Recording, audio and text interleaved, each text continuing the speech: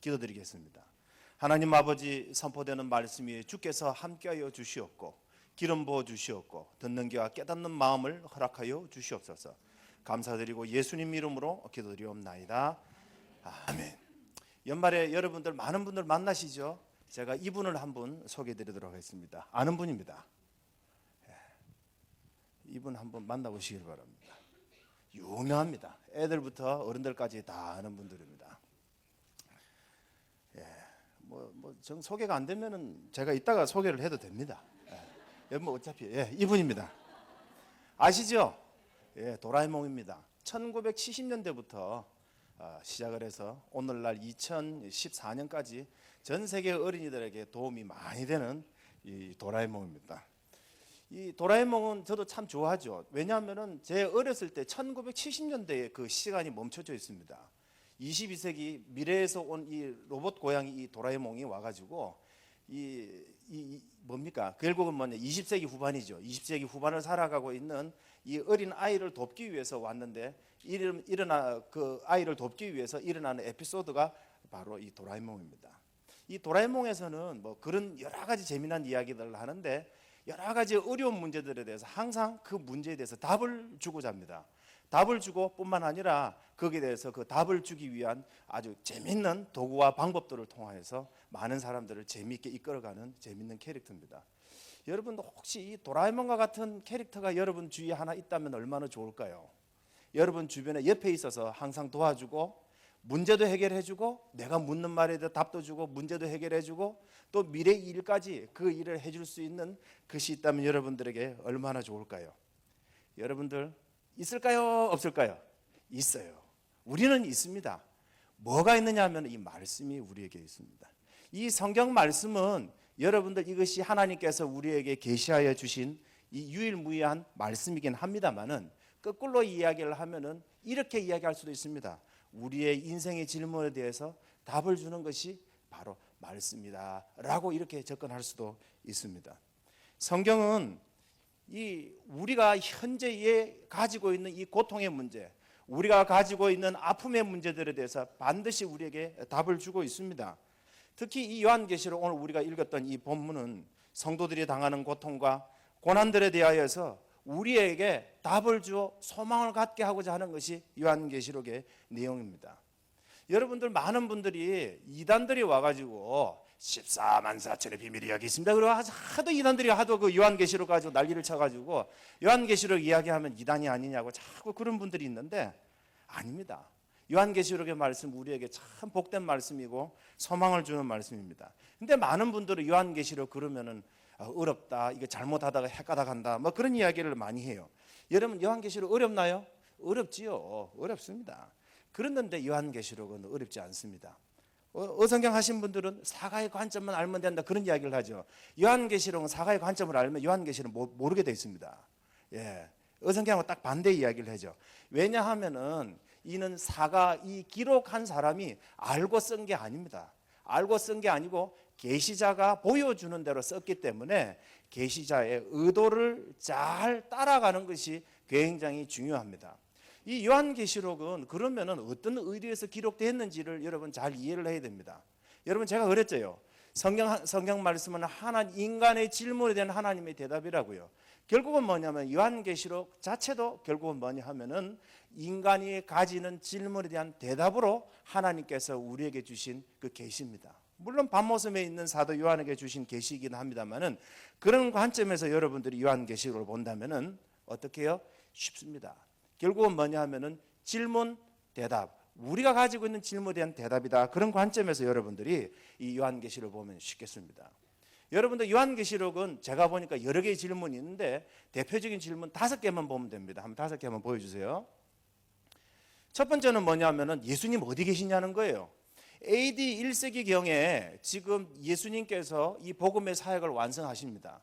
부활하시고 고난당하시고 죽으시고 부활하시고 승천하셔서 구름 타고 위에 하늘 보좌 위에 앉으셨습니다. 그런데 예수님께서 내가 곧 올게 그런데 마냥 그런데 소식이 없어요. 그런데 이제 세월이 지나가지고 1차 박해가 있었고 2차 박해가 있었는데 2차 박해쯤 돼가지고 이게 난리가 난 겁니다. 내부적으로는 이 이단들이 있고 외부적으로는 박해가 핍박들이 있는데 보니까 개인이 하나 죽는 문제가 아니라 가족이 몰살당하고 예배당이 풍비박산나는 그런 아주 심각한 문제가 있었어요. 그런데 예수님께서는 곧 온다 그랬는데 예수님이 안 와버린 겁니다. 그러니까 첫 번째 질문이 뭐냐 그러니까 예수님 어디 계십니까? 라는 질문을 물을 수가 있는 거죠. 여러분, 예수님 어디 계십니까? 내 마음이 아니고 여기 성경에는 뭐라고 이야기를 하고 있냐 그러니까 요한계시록 4장에 그 답을 하고 있어요. 뭐라고 이야기를 하고 있느냐 하면 하나님 보좌 우편에 앉아 계시다 라고 성경은 이야기를 하고 있습니다. 여러분요, 한번 봅시다. 요한계시록 4장에 보니까 이 사도 요한이 이리로 올라오라 하는 음성을 듣고 하늘에 올라가요. 올라갔더니 하나님의 빛난 보좌가 있고 이 7 등불이 있고 내생물이 있고 24장로가 있고 천군 천사가 하나님의 영광을 노래하는 것을 보더라 하는 것을 요한계시록 4장에서 이야기를 해요. 그러면서 5장에서 뭔 이야기를 하느냐 그러니까 하나님 손에 7 인봉되어 있는 이런 책이 있는데 그거를 뜯어볼 사람이 아무도 없더라는 거예요. 보니까 울고 있으니까 이 보니까 유다의 장로님이 하는 이야기가 뭐냐면 울지 마라, 울긴 왜 울어? 그러면서 유다의 사자 어린 양이 이겼다 그러면서 예수님이 등장을 해요. 그래서 우리 예수님께서 시편 110편에 있는 것처럼 하늘 보좌 우편에 앉으셔서 하나님을 대행하여 하나님의 통치 명령 계획서인 7 인봉들을 떼시더라 하는 내용이 어떻게 해요? 요한계시록 4장 5장에 그렇게 나와 있습니다. 결국은 뭐냐면 시편 110편에 있는 것처럼 우리 예수님께서는 어디 계시다? 하늘 보좌 우편에 앉으셔서 만물을 통치하고 계시더라 하는 것이 성경이 우리에게 주는 답입니다. 두 번째 질문이 뭐냐 그러니까 예수님 무엇하고 계시느냐? 예수님 무엇하고 계실까요? 많은 주석 하시는 분들이 요한계시록 6장부터 시작을 해가지고 쫙 뒤로 가면서 한 인을 뗄 때마다 일어나는 사건을 보고 이걸 심판이다 그런 이야기를 하는데 그 심판이 아니고 뭔 이야기냐면은 우리 예수님께서 통치하고 계신다 그렇게 봐야 됩니다. 우리 예수님께서 통치하고 계시는데 이 통치 스타일이 예수님 좀 터프하셔요. 첫 번째 인을 뗐더니 흰 말이 나오고 두 번째 인을 뗐더니 붉은 말이 나오고 세 번째 인을 떼는 검은 말, 네 번째는 청황색 말, 다섯 번째 순교자의 영혼이 나오고 여섯 번째 하늘에 별이 떨어져요. 그런데 첫 번째 이 인을 뗐더니 흰 말을 탄 사람이 또 이기려고 하고 두 번째 붉은 말을 탄 사람이 어떻게 해요? 큰 칼을 가지고 이 세상의 평화를 없애버리고 세 번째 말을 탄 사람이 이 세상의 기근에 대해서 이야기할 밀가루 한 컵에 돈 10만 원 한다 그런 소리를 해버린 거예요. 아니 네 번째 인을 뗐더니 지상의 인구 4분의 1이 칼과 검과 기근과 흉년으로 죽어버리는데 말을 탄 사람이 이름은 사망이요 뒤에는 음부가 따르더라 그런 아주 재수없는 소리를 하는 거예요. 여러분 한번 생각을 해보세요. 많은 사람들 그 심판이라 그러는데 심판이 아니고 통치를 하고 있는 장면입니다. 여러분요 한번 잘 생각을 해보셔야 되는 것이 여러분 우리가 보이는 이 세상이 지상은 어떻습니까? 시간이 있죠. 이리로 올라가라고 했을 때 그 하늘나라의 세상은 시간이 있을까요 없을까요? 시간이라는 개념, 시간이라는 것이 없어져 버립니다. 그러니까 결국은 우리 예수님께서 통치를 하시는데 그러면은 그 이러한 모든 사건은 뭐냐면 어떤 사건에 대한 대칭적 의미를 준 걸까요? 아니에요. 1세기에 고난당하는 성도들로부터 시작을 해가지고 오늘날 주님 오시기 전까지 일어나는 모든 일들에 대하여서 예수님께서 우리에게 이야기를 해주는 거예요. 그러한 사건과 사고를 통해서 우리 예수님께서 가고자 지향하는 방향이 어디일까요? 그건 요한계시록 7장을 봐야 돼요. 요한계시록 7장 한번 보겠습니다. 요한계시록 7장 한번 보겠습니다. 요한계시록 7장에 보면 이단들이 많이 등장하죠. 14만 4천 이야기하고 14만 4천은 이야기를 하는데 뭐라고 이야기합니까? 능히 셀 수 없는 무리는 이야기를 안 하죠. 자기들 14만 4천의 쪽수에 들어가야 된다고 이야기를 하는 거죠. 그러면서 천지에 계신 분들은 그런 이야기를 합니다. 하늘에 14만 4천이 있고 지상에 14만 숫자가 딱 차버리면은 위에 있는 영들이 밑으로 내려와 버린다 그런 이야기를 하는데 그 이야기가 아니죠. 첫 번째 인과 여섯 번째 인을 떼었을 때에 많은 사건과 사고들이 있습니다. 우리 인간 세상으로 본다 그러면은 많은 고통과 고난들이 있는데 뭔 이야기를 하고자 하는 거니까 고통과 고난을 통하여서 어떻게 해요? 회개하고 주님 앞으로 돌아오라 하는 뜻으로 우리 인생에 고통과 고난이 있더라는 거예요. 그래서 유대인들 가운데 14만 4천이 있었고 이방인들 가운데서 능히 셀 수 없는 무리들이 나왔는데 그 사람들이 흰옷을 입고 나왔어요. 왜 흰옷이냐? 흰옷은 뭐냐 하면은 이것은 바로 성도들의 옳은 행실이다 이죠. 이 흰옷은 어떻게 해서 흰옷을 입을 수 있느냐? 천국의 잔치에 들어가서 흰옷을 입을 수 있느냐? 그것은 바로 예수의 피에 그 옷을 빤 사람들, 예수로 말미암아 우리가 회개하여서 우리가 예수 믿고 죄 용서함 받아서 그 예복을 입고 하나님 앞에 설 수 있는 사람, 인생의 고통과 고난과 사건과 사고 많은 그러한 것들을 경험하면서 주님, 심령이 가난하여 애통하여 나는 주님밖에 없습니다 하고 눈물 흘리며 부르짖고 주님 앞에 예수 이름으로 나온 자만이 어떻게 결국에 종국에 가서는 하나님께서 눈물을 닦아주시는 그 천국에 들어갈 수 있다 하는 것을 보여주는 겁니다. 어떤 한 사건과 그러한 것들을 이야기를 하는 게 아닙니다. 우리 7장 한번 보겠습니다. 7장 13절에서 17절 말씀입니다. 7장 13절에서 17절 말씀입니다. 같이 한번 읽어봅시다. 장로 중에 하나가 응답하여 내게 이르되 이 흰옷 입은 자들이 누구며 또 어디서 왔느뇨? 내가 가로되 내 주여 당신이 알리이다 하니 그가 나더러 이르되 이는 큰 환난에서 나오는 자들인데 어린 양의 피에 그 옷을 씻어 희게 하였느니라. 그러므로 그들이 하나님의 보좌 앞에 있고 또 그의 성전에서 밤낮 하나님을 섬기매 보좌에 앉으신 이가 그들 위에 장막을 치시리니 저희가 다시 줄이지도 아니하며 목마르지도 아니하고 해나 아무 뜨거운 기운에 상하지도 아니할지니 이는 보좌 가운데 계신 어린 양이 저희의 목자가 되사 생명수 샘으로 인도하시고 하나님께서 저희 눈에서 모든 눈물을 씻어 주실 것입니다.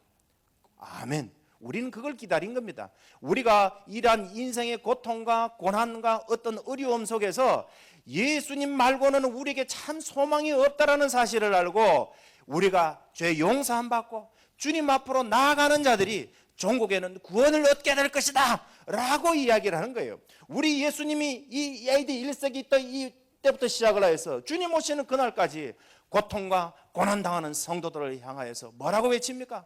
돌아오라, 돌아오라. 너희들이 돌아와야 참 기쁨과 참 영생과 참 생명이 있다라는 것을 요한계시록을 통하여서 우리에게 이야기해 주는 겁니다. 우리가 이 어떤 우리 인생의 고통과 고난과 눈물과 이 아픔의 이야기들을 가지고 우리가 어디로 가야 됩니까?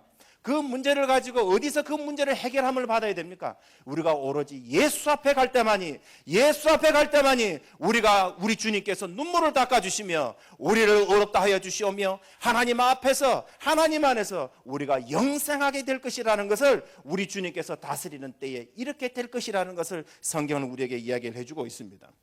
그러면은 문제는요, 이 3번이 아주 재밌는 이야기입니다. 한번 읽어봅시다. 왜 로마와 세상 나라는 믿는 우리를 핍박합니까? 그렇죠. 그러면 우리 인생이 어렵다라는 것은 알겠는데 왜 동족의 핍박도 받고 로마라는 나라가 그렇게 많이 핍박했느냐? AD 90년부터 96년까지 도미티안이라는 황제가 핍박을 했거든요. 이 7년간의 박해를 통하여서 수많은 성도들이 죽어 넘어져 갔습니다. 뿐만 아니라 이 로마라는 나라가 10차의 박해, 250년간의 박해를 통하여서 많은 성도들을 죽였습니다. 그뿐입니까? 오늘날 우리 시대에도 각 지역에서 예수 믿는다는 하나만으로 폭탄을 맞고 쫓겨나고 굶주리고 여러분요 맞아 죽는 사람들이 얼마나 많이 있는지 모릅니다. 그랬는데도 5번째 인을 뗄 때에 이 순교자의 영혼들이 이렇게 말합니다. 예수 재림 적각하라, 예수 재림 적각하라고 데모를 하고 있는데 하늘에서 음성이 있는데 뭐라고 이야기하느냐? 와 덕이시야 하는 이야기가 뭔 이야기냐면은 너희와 같은 순교자의 영혼의 숫자가 찰 때까지 기다리라는 거예요. 뭔 이야기냐? 주님이 오실 때까지 순교자가 많을 것임을 이야기를 하는데 문제는 뭐냐면 왜 하필이면 이 세상 나라가 믿는 사람들을 핍박하느냐 이거죠. 거기에 대하여서 설명하고 있는 장면이 뭐다? 요한계시록 12장부터 14장까지 이야기입니다. 사실은 요한계시록이 어렵다는 이야기는 요한계시록 12장부터 14장이 어려워서 요한계시록이 어려운 겁니다. 뭔 이야기인지 아시겠습니까? 사실은요 요한계시록에 보면은 이 이야기들이 세상 나라 이 세상에서 벌어지는 것들에 대하여서 우리 하나님께서 이리로 올라와서 저 하나님 나라의 천상에 있는 그림으로 그것을 이야기를 해줘요. 그러면서 우리가 당하고 있는 이 세상 나라, 이 천상의 나라 말고 이 하나님이 계신 통치하는 나라 말고 이 세상 나라, 이 세상 나라의 영적인 그 배후에 대하여서 요한계시록 12장, 13장, 14장이 그걸 설명을 해주고 있더라는 거예요. 뭔 이야기 하느냐? 여러분요 한번 봅시다. 뭔 이야기를 하느냐? 그러니까 옛날에 요한계시록 12장에 보면은 왜 우리 믿는 사람들이 어려웠냐 그러니까 하늘나라에 전쟁이 있었다라는 거예요. 하늘나라에 전쟁이 있었는데 그 전쟁이 뭔 이야기냐 그러니까 옛뱀용 마귀 사단이라는 놈이 있었는데 옛날에는 뭐 천사 중에서도 아주 끝발이 있었다 그래요. 자기 자리를 하나님처럼 높여보려고 그러고 아주 뭐 사치를 하다가 자기가 어떻게 해요? 이 교만함 때문에 자기가 꼬꾸라져 가지고 자기의 무리들 별 3분의 1을 끌고 내려왔다. 성경은 이야기를 하고 있습니다. 그래서 그 마귀를 뭐라고 이야기를 하느냐 그러니까 옛뱀용 마귀 사단이 있었는데 자기를 따르는 사자들과 함께 이 영적인 이 천상에서 싸움이 있었다라는 것부터 시작을 하는 거죠. 그래가지고 엎치락 뒤치락 하다가 하늘에서 이 지상으로 쫓겨났다는 겁니다. 그래가지고 하늘은 평화가 있고 이 땅은 아주 겁나게 이제 허블나게 고생하게 됐다. 뭐 그런 이야기가 이제 성경 요한계시록 12장에 그렇게 기록되어 있습니다.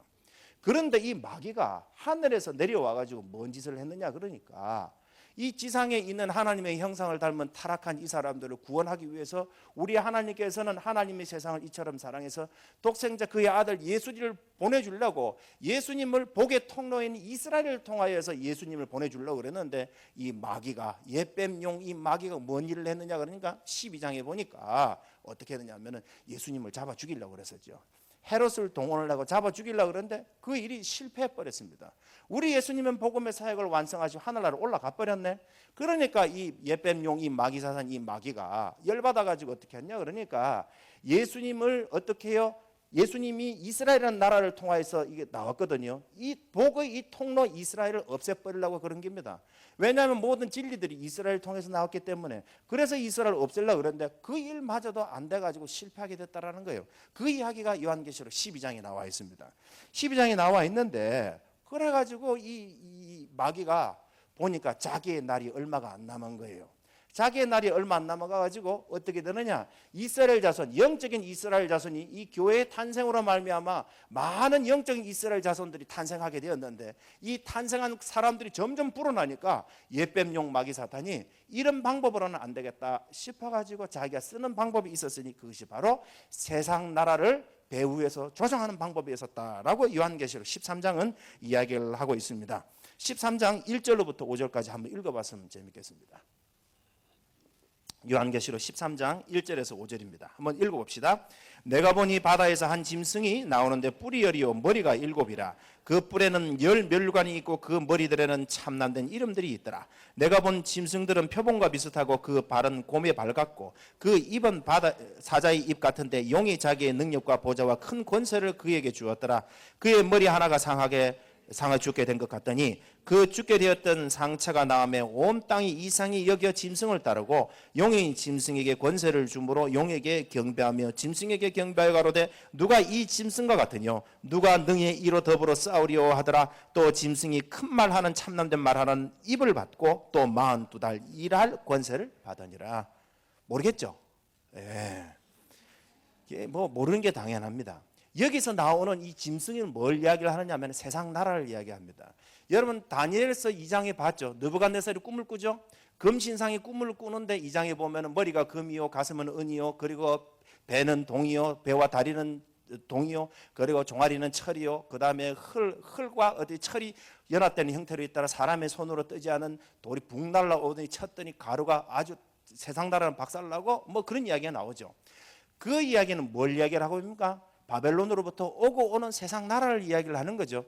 그것의 다니엘 버전이 어디에 나옵니까? 다니엘서 7장에 나오죠. 우린 다니엘서가 12장으로 되어 있는데 1장부터 6장까지 읽습니다. 금신상 나오고 뭐 사자굴에 들어가서 엎치락 뒤치락 한 이야기는 읽는데 7장부터 12장은 안 읽어버려요.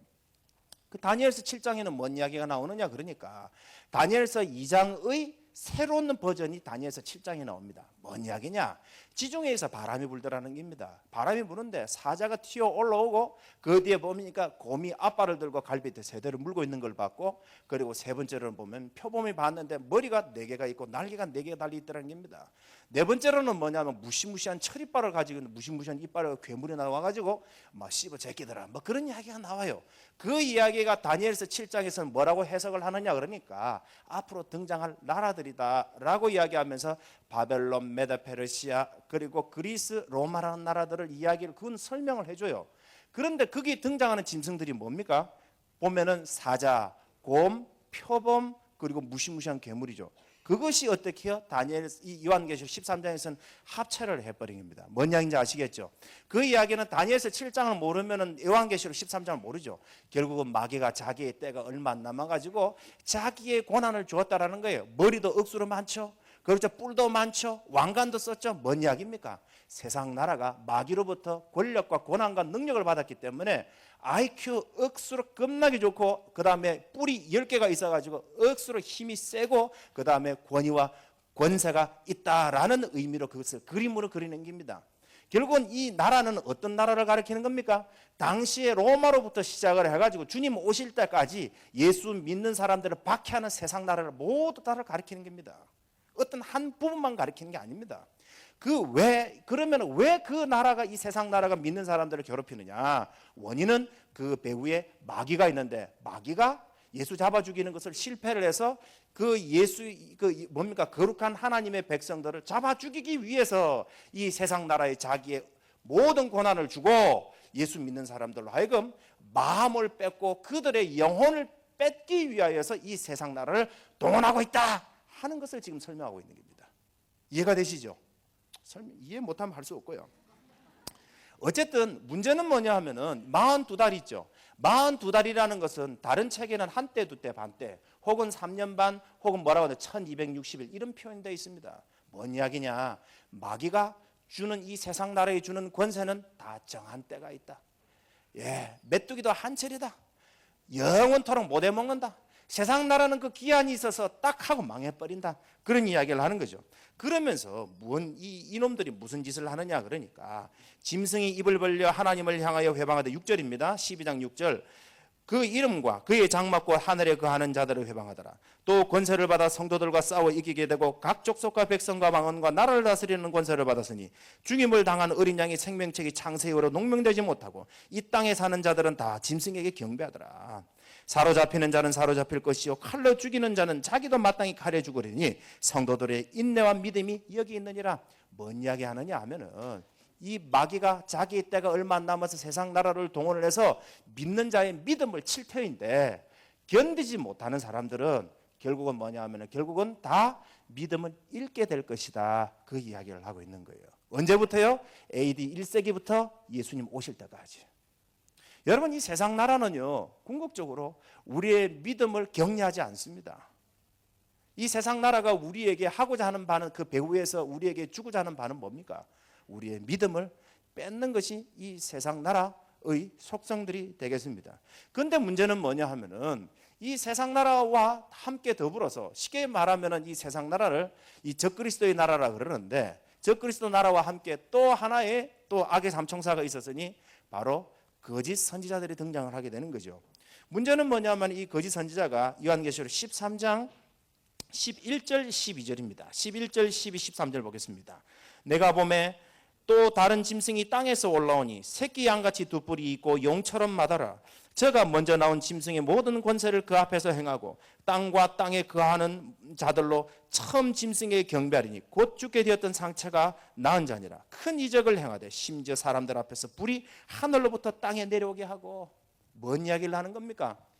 적 그리스도의 나라에 있어서 거짓 선지자가 등장을 하게 되는데 여러분 예수님 이후에 얼마나 초대교회 때부터 얼마나 많은 선지자들이 있었습니까? 거짓 선지자들이 있었습니까? 영주주의 이단부터 시작을 해서 오늘날에 이르기까지 이 많은 거짓 선지자들이 하는 일이 뭡니까? 기적을 베풀어서 할 수만 있다면 성도들의 믿음을 빼앗는 것이다 라고 이야기를 하고 있습니다. 그러면서 무슨 일이 있느냐? 그러니까 13장 15절부터입니다. 저가 권세를 받아 그 짐승의 우상에 생기를 주어 그 짐승의 우상으로 말을 하게 하고 또 짐승의 우상에 경배하지 아니하는 자는 며칠은 다 죽이게 하더라. 자기들이 만들어 놓은 이 가치와 이 룰에 복종하지 않는 자들은 며칠은 죽이겠다.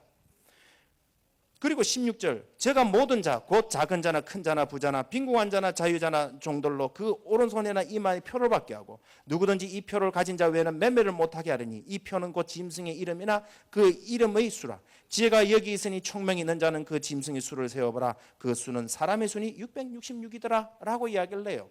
여기서 666이라는 것은 무슨 이야기냐 그러니까 예수님 섬기기보다는 세상과 잘못되어져 있는 이런 거짓 종교에 넘어간 사람들의 표시들이 되겠습니다.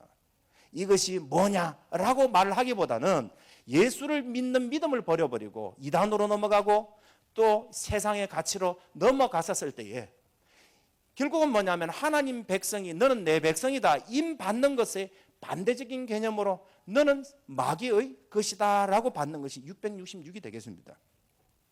여러분요 참 어렵습니다. 이 세상에 여러분요 1세기의 성도들도 어려웠지만은 오늘날 21세기를 살아가는 여러분들도 참 어렵습니다. 뭐가요? 예수 믿기가 참 어렵지요. 여러분 텔레비만 열면은 텔레비만 틀면 뭐라고 나옵니까? 돈이 있어야 된다 그러죠. 이순재 할아버지가 나와서 그러죠. 이 사람 이순재 헛된 소리 하는 거 아닙니다. 그러면서 묻지도 따지지도 않아요. 그러면서 여기저기서 다 돈 빌려준다 그러잖아요. 공짜로 빌려줍니까? 그리고 보험 들라 그러잖아요. 여러분들요 연금보험 들어놓으셨나요? 여러분들의 미래는 여러분 건강하시나요? 텔레비만 들면은요 돈이 현재의 미래의 돈으로 준비하지 않으면은 여러분의 미래는 불안하기 때문에 그렇게 해서는 인간답게 못 산다라고 이야기를 하고 있잖아요 지금요. 우리는 뭐라고 이야기합니까? 우리는 예수를 믿어야 되고 예수의 말씀을 따라야 살아야 된다고 그렇게 이야기하지만은 세상은 우리에게 그렇게 말하고 있잖아요. 모든 문제를 다 돈으로 풀어요. 다 권력으로 풀고 그게 우리 다 감동받잖아요. 그 감동받은 여러분들 여기 와 계시잖아요. 그런데 그와 함께 더불어서 이 세상이 우리로 믿음을 가지게 하는 정상적 믿음을 가지게 하는데 우리는 이런 피 흘리고 싸워가지고 이까지 나왔는데 많은 분들이 이단으로 넘어가더라는 거예요. 그렇게 하면 안 된다라는 거예요. 왜요? 우리 예수님께서 곧 오신다라는 거예요. 2000년 전에도 오신다 그랬는데 지금도 오시겠다고 이 성경에 써놨어요. 그런데 예수님께서 오신대요. 왜 우리가 이 세상의 가치에다가 두지 말고 하늘의 가치를 두고 우리가 치열하게 이 세상 속에서 우리의 믿음을 지켜야 될 이유에 대해서 설명을 하고 있는데 그 첫 번째가 뭐냐면은 예수님께서 시온산에 하늘의 14만 4천과 함께 지금 서서 우리 예수님께서 심판하러 곧 오시겠다라는 거예요. 그러면서 이 세상 나라가 앞으로 어떻게 될 거냐. 주님의 나라는 이 세상 나라는 망하지만은 주님의 나라는 곧 이제 심판하러 오실 것인데 이제는 너희들이 알아서 하라는 거예요. 한번 보겠습니다. 요한계시록 14장 1절 한번 보겠습니다. 요한계시록 14장 1절 한번 보겠습니다. 같이 한번 읽어봅시다. 또 내가 보니 보라 어린 양이 시온산에 섰고 그와 함께 14만 4천이 섰는데 그 이마에 어린 양의 이름과 그 아버지의 이름을 쓴 것이 있도다. 예수님이 섰대요. 이제 곧 내려오신답니다. 그런데 내려오셔서 우리가 이 참 힘들게 살아가고 있는 이 세상에 대해서 하늘에서 무슨 음성이 들렸는데 그게 뭐라고 이야기를 하느냐 하니까 이렇게 이야기를 합니다. 14장 8절 한번 보겠습니다. 14장 8절로부터 10절까지 한번 봅시다. 우리가 읽었던 말씀입니다. 14장 8절로 10절. 또 다른 천사 곧 둘째가 그 뒤를 따라 말하되 무너졌도다 무너졌도다 큰 성 바벨론이요 모든 나라를 그 음행으로 인하여 진노의 포도주를 먹이던 자로다 하더라. 또 다른 천사 곧 셋째가 그 뒤를 따라 큰 음성으로 가로되 만일 누구든지 짐승과 그 우상에 경배하고 이마에나 손에 표를 받으면 그도 하나님의 진노의 포도주를 마시리니 그 진노의 잔이 섞인 것이 없이 부은 포도주라. 거룩한 천사들 앞과 어린 양 앞에서 불과 유황으로 고난을 받으리니. 무너졌도다 무너졌도다 큰 성 바벨론이요. 뭔 이야기를 하는 겁니까? 이 바벨론은 세상 나라를 지칭하는 거죠.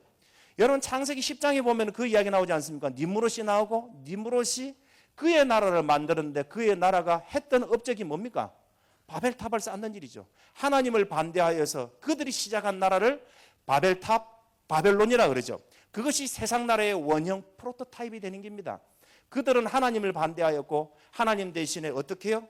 피조물을 우상으로 만들었고 그리고 인간을 신으로 세웠었던 최초의 하나님을 반영했었던 인간이 세웠던 나라가 바로 바벨론이 되겠습니다. 결국은 뭐냐면 이 세상 나라를 지칭하는 한 단어가 결국은 바벨론이라는 겁니다. 하나님을 반대하고 하나님을 대신하여 우상을 만들어내며 그러면서 그들이 인간의 힘을 모아서 하나님을 반역해내는 이 세상 나라는 결국은 어떻게 되느냐? 무너지더라는 거죠. 예수 그리스도의 나라가 임함으로 이 세상 나라는 결국은 무너지게 되더라는 거죠. 그러면서 뭐라고 이야기를 하느냐? 이 세상 나라는 무너지는데 뭐라고? 누구든지 짐승과 그의 우상에게 경배하고 이마에나 손에 표를 받으면 그도 하나님의 진노의 포도주를 받는다. 너희들이 아무리 어렵고 힘들어도 어떻게 해야 된다? 예수 믿는 믿음 버려버리고 세상으로 돌아가 버리고 그리고 이단에 빠지고 다른 종교에 넘어가 버리면은 너희들이 어떻게 해요? 심판받게 될 것이다. 지금 1세기의 성도들이나 오늘날에 있는 성도들에게 동일하게 이야기합니다. 너희들이 예수 믿다가 다시 세상으로 나가버리고 예수 믿는 것보다도 돈이 좋고 예수 믿는 것보다도 너희들이 살아가는 현재의 안락함이 좋다고 하여서 예수 믿는 일을 등한시하며 예수 믿는 그 가치를 그 다음에 두고 살아가는 자들은 그런 자들은 어떻게 해요? 영원한 불에 던져질 것이다라고 이야기를 합니다. 예수를 믿다가 너희들이 이단에 빠져서 예수 믿다가 잘못된 그러한 이단 사설에 빠져서 예수를 등지게 되면 너희들도 어떻게 해요? 표받은 사람이 되어 너희들도 지옥불에 들어갈 것이라고 심판받게 될 것이라고 성경은 우리에게 이야기를 하고 있습니다. 그러면서 14장 11절 12절 말씀입니다. 14장 11절 12절 말씀 우리 다 같이 한번 14장 11절 12절 말씀 다 같이 읽어보겠습니다. 그 고난의 연기가 세세토록 올라가리로다. 짐승과 그의 우상에게 경배하고 그 이름의 표를 받는 자는 누구든지 밤낮 쉼을 얻지 못하리라 하더라. 성도들이 인내가 여기 있나니 저희는 하나님의 계명과 예수 믿음을 지키는 자들이니라. 여러분요, 아무리 어렵고 힘들어도 예수 믿는 믿음과 하나님의 계명을 버리면 안 됩니다. 여러분요, 우리가 어떻게 믿은 예수인데, 여러분요, 우리가 예수가 얼마나 가치 있는 것인데, 그래서 밭에 감추이는 보화처럼 우리 인생을 다 허비하고 다 팔고 예수 앞에 갖다 바쳐도 우리가 얼마나 남는 장사입니까? 보이는 것은 잠깐이요, 보이지 않는 영원한 세상을 우리가 예수로 인하여서 우리가 예수를 발견하고 우리가 참 생명을 얻어서 이 세상을 살아가는데, 예수보다 더 좋은 것이 발견이 돼서 갔다 가면 가십시오. 그러나 여러분들이 그것을 알아둘 것은 예수를 떠난 자들은 물을 떠난 물고기요, 뿌리가 뽑힌 나무가 된다는 사실을 아시길 바랍니다. 우리는 참 생명은 우리 예수 그리스도를 아는 것이요, 예수 안에 있을 때에 우리는 참 생명을 누리며 영원한 복락과 영원한 하나님의 집이 있다는 사실을 기억하시길 바랍니다. 여러분, 예수 믿다가 예수를 버리고 세상으로 나가버리고 여러분들 잘못된 것으로 나가버리면은 여러분, 이 사람은 마귀와 그의 사자들을 예비한 지옥불에 들어가서 영원토록 고통당하게 될 것이다라고 이야기, 성경은 우리에게 미리 보여주고 있습니다. 많이 어렵죠. 돈 때문에 어렵고, 관계 때문에 어렵고, 병 때문에 어렵고, 여러분요, 직장에 여러 가지 불안함 때문에 어렵고, 늙는 것 때문에 어렵고, 아픈 몸 때문에 많이 어렵지 않습니까? 조금만 참으세요. 조금만 참으세요. 우리 주님께서 시온산에 하늘의 14만 4천과 함께 곧 내려오십니다. 이 세상 나라는, 여러분들은 이 세상에 발을 딛고 있는데, 여러분들요, 이 세상은 곧 무너집니다. 무너졌도다 큰 성 바벨론입니다. 세상은 무너지게 됩니다. 그런데 이 무너질 세상에다가 여러분 가치를 두고 여기에 있는 그 순간적인 쾌락 때문에 여러분들이 영생을 놓친다면 그같이 바보 같은 일이 어디 있겠습니까? 여러분요, 우리 예수 믿는 믿음 결코 여러분 버려서는 안 됩니다. 예수 믿는 믿음이 우리로 하여금 우리가 천국잔치에 참여하게 하며, 예수 믿는 믿음으로 말미암아 우리가 흰옷을 입고 우리가 주님 오셨을 때에 할렐루야 노래를 부르며 함께 우리 주님을 맞이하게 될 것입니다.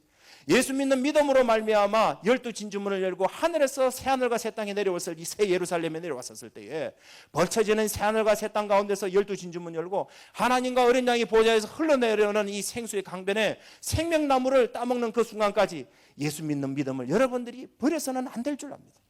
여러분, 우리가요, 그렇기 때문에 이러한 소망으로 인하여서 예수를 믿는 믿음 때문에 우리는 어떻게 살아야 될까요? 이러한 소망으로 인하여서, 하늘의 소망으로 인하여서 우리가 예수 믿는 믿음과 그 다음에 우리가 하나님의 계명, 사랑으로 살아가야 되죠. 우리는요, 하늘의 소망을 두시길 바랍니다. 여러분들에게 돈이 여러분들의 소망이십니까? 우리는요, 예수가 우리에게 유일한 소망입니다. 예수 말고는 우리에게 소망이 없습니다. 여러분이 아무리 우리가 복지국가가 되고 우리가 아무리 많은 돈이 있고 우리 질병이 120살까지 팔팔거리면 사이보그처럼 뛰어다닌다 할지라도 여러분요, 그것은 소망이 없는 겁니다. 예수만이 우리의 소망입니다. 예수만이 소망. 우리는 예수 믿는 믿음으로 말미암아, 우리 하늘의 소망으로 말미암아 예수 믿는 믿음을 가지고, 그리고 우리가 사랑으로 살아가야 할 줄 압니다. 여러분, 결국은 예수 믿는 믿음과 하나님의 계명, 사랑을 지키는 자만이 결국은 하나님 나라에 도달하게 되는데, 그럼 이 세상 나라는, 다섯 번째 이 세상 나라는 앞으로 어떻게 될 거냐? 요한계시록 16장, 17장, 18장에 그걸 설명을 해요. 이건 간단합니다. 세상 나라는 어떻게 될까요? 다섯 번째, 세상 나라는요, 요한계시록 16장에 보면은 우리 주님께서는 7개의 인을 떼시고 7개의 나팔을 불죠. 그러고 나서 이 7개의 인과 7개의 나팔은 주님의 통치라면은 7개의 대접은 뭐냐 그러니까 요한계시록 16장 그것은 주님의 심판이 되겠습니다. 창세 이후로 이러한 하나님의 이 심판 가운데서 7 대접을 쏟아 부었었을 때 하나님의 진노의 대접입니다. 진노의 대접이 쏟아 부었는데 그것이 어디로 떨어지느냐? 요한계시록 17장은 뭐냐면은 이 세상의 거짓 종교, 거짓 선지자들을 향하여서 우리 주님께서 쏟아 부어 버립니다. 만국을 혼치게 되는 그 잔을 가지고 많은 믿음의 용사들을 잡아 죽였었고 많은 사람들을 헷갈리게 했었던 그러한 이 세상 이란 거짓 종교를 향하여서 쏟아 부어 버립니다. 앞으로 세상 나라는요 2가지로 앞으로 갑니다. 이 앞으로 여러분 요한계시록이 말하는데 이 세상 나라는 2가지 방향으로 갑니다. 하나는 이란 전 세계적인 통합으로 갑니다. 경제의 통합이죠. 단일 국가로 가는 것이 아니라 경제가 하나의 블록으로 간다는 그런 뜻이죠. 경제의 통합으로 갑니다. 두 번째로는 뭐냐 하면은 종교의 통합으로 갑니다. 종교의 통합이라는 것은 단일한 종교를 가진다는 것이 아니라 서로의 가치와 서로의 주장을 인정해 주는 그러한 곳으로 가죠. 결국은 뭐냐 하면은 세계도 경제로 하나가 되고 종교도 결국은 하나로 가게 되죠. 거기에서 문제는 뭐냐면 우리 믿는 사람들은 이 세상 나라로부터 공격을 당하고 이러한 거짓 종교로부터도 우리가 공격을 당함으로 우리 믿는 사람들이 아주 곤란합니다. 여러분요, 우리는 뭡니까? 예수의 유일성만 주장하죠. 우리가 구원 얻는 바는 예수 말고는 우리에게는 아무것도 없다라고 우리가 그것을 믿습니다. 그런데 세상의 모든 종교는 앞으로 어떻게 됩니까? 나도 맞고 너도 맞고 우리 모두 에브리바디 다 맞아, 이런 쪽으로 갑니다. 결국은 그러한 세상 나라와 거짓 종교에 대해서 어떻게 된다고요? 우리 주님께서 심판하게 된다. 그래서 요한계시록 17장은 심판에 대해서 이 거짓 종교에 대해서 심판을 하며 18장은 세상 나라가 일시에 망하게 됨을 이야기를 하게 됩니다.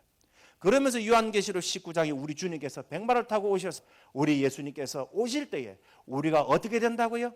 예수의 피에 그 옷을 빤 성도들이 이제는요 우리가 다 할렐루야 하고 우리 주님을 맞이하게 될 것이라는 것을 이야기를 하고, 그리고 우리가 천년왕국을 거쳐서 그리고 하늘에서 내려오는 새 하늘과 새 땅, 새 예루살렘에 우리가 그곳에서 12진주문을 열고 우리 주님과 함께 복을 누리게 된다 하는 것이 요한계시록이 우리에게 주는 말씀이 되겠습니다. 말씀을 맺겠습니다.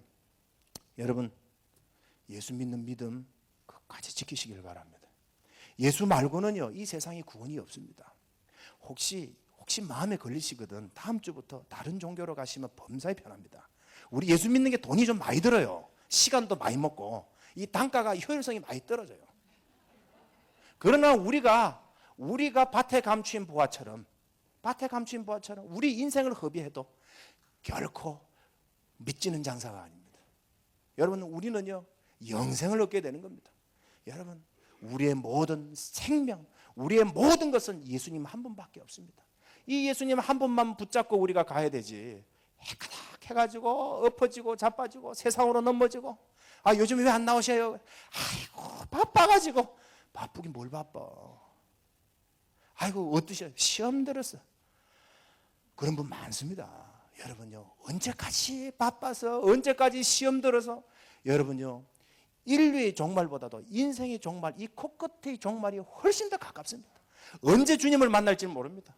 여러분요, 우리는 기회는 딱 한 번밖에 없습니다.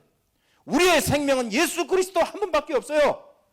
우리가 하나님 나라에 갔었을 때에 우리 다 만나봐야 될 거 아니에요. 하나님과 어린 양의 보좌 사이에서 생수의 강으로 임하는 그 강변에서 우리가 그 생명 영생하는 이 선악과 생명하는 영생하는 나무를 따먹어야 되지 않겠어요? 거기에서 딱 만나고 할렐루야 노래를 불렀는데 오늘 집사 없네? 골치 아프죠? 니 왔네? 이거는 되는데 너 없네? 이거 골치 아프다. 여러분, 우리 주님께서 이런 소망을 주셨습니다. 2000년 전 1세기에 고난당하고 핍박당하고 언제 죽을지 모르는 성도들에게 이러한 소망을 주었기 때문에 그들은 고난과 핍박을 이기며 그들은 사형장에서, 경기장에서 사자의 밥이 되어도 해와 같이 빛나는 얼굴로 죽어갈 수 있었습니다. 오늘도 많은 선교지에서, 오늘도 많은 여러분들 지금 영적 전투장이 있지 않습니까? 가정이 여러분 영적 전투장입니다. 직장이 영적 전투장입니다. 여러분 문밖만 나가도 영적인 전투장입니다. 우리가 어떻게 해야 될까요? 예수님의 교훈 따라, 그분의 말씀 따라 살아가야 될 이유는 뭘까요? 내가 손해보고 내가 핍박을 당하여도 내가 예수를 따라야 될 이유는 뭘까요?